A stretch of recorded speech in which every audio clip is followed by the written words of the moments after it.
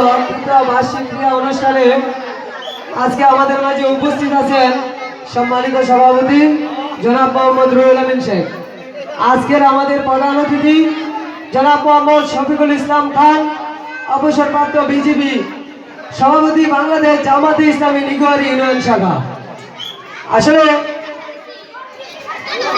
আজকে আমাদের খেলা, এখানে রাজনৈতিক বক্তব্য দেওয়ার মতো কিছু নেই। এখানে অনেক নেতা কর্মী উপস্থিত হয়েছেন আমাদের, বিশেষ করে আমাদের আজ সম্মানিত অতিথি উপস্থিত হওয়ার কথা ছিল ময়মনসিংহ দক্ষিণ জেলা যুব দলের অন্যতম সদস্য, তারা নির্যাতিত নেতা জনাব মোহাম্মদ ইয়াসিন খান।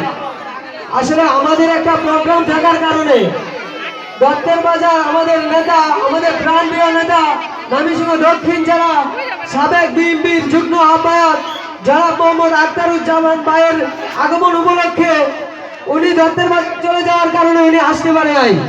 ওনার পক্ষ থেকে আপনাদেরকে আন্তরিক শুভেচ্ছা এবং অভিনন্দন জানাচ্ছি। এবং আমি বলতে চাই, আমরা আসলে যে 17 বছর যে জুলুম অত্যাচারের মধ্যে ছিলাম, যাদের মাধ্যমে 5 তারিখের পর আমরা এই দেশ দ্বিতীয়বারের মধ্যে স্বাধীন হয়েছে, তারা যারা শহীদ হয়েছে প্রত্যেকের রুহের আত্মার মাগফিরাত কামনা করছি।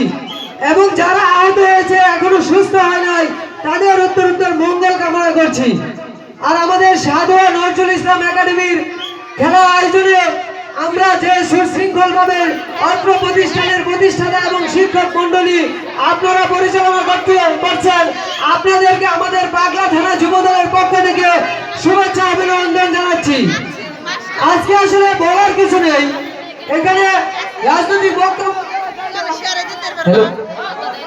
বলার কিছু নেই। আমাদের নেতা, আমাদের প্রাণপ্রিয় নেতা ময়মনসিংহ দক্ষিণ জেলা যুব দলের অন্যতম যুগ্ম সদস্য জনাব মোহাম্মদ ইয়াসিন খান আজকে আসতে পারে নাই। আপনাদের এখানে আপনাদের সকলকে উনি সালাম জানিয়েছেন, ওনার সালাম আপনাদের মাঝে আমি পৌঁছে দিলাম। আর আমাদের প্রাণপ্রিয় নেতা ময়মনসিংহ দক্ষিণ জেলা বিএনপির অন্যতম যুগ্ম আহ্বায়ক জনাব মোহাম্মদ আখতারুজ্জামান বাচ্চু ভাইয়ের পক্ষ থেকে সকলকে প্রাণপ্রিয় শুভেচ্ছা এবং অভিনন্দন জানাচ্ছি।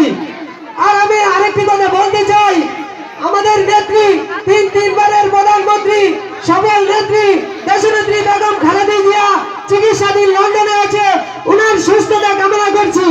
এবং আমাদের প্রাণপ্রিয় নেতা আগামী ভারপ্রাপ্ত চেয়ারম্যান জনাব তারেক রহমান, উনিও অসুস্থ, উনার সুস্থতা কামনা করছি। এবং আমাদের এই বহুদলীয় গণতন্ত্রের প্রবক্তা শহীদ প্রেসিডেন্ট জিয়াউর রহমান অমর হোক, উনার রুহের আত্মার মাগফিরাত কামনা করছি। এই বলে আমার বক্তব্য শেষ করছি। বাংলাদেশ জিন্দাবাদ, বাংলাদেশ জাতীয়তাবাদী যুব দল জিন্দাবাদ। ধন্যবাদ।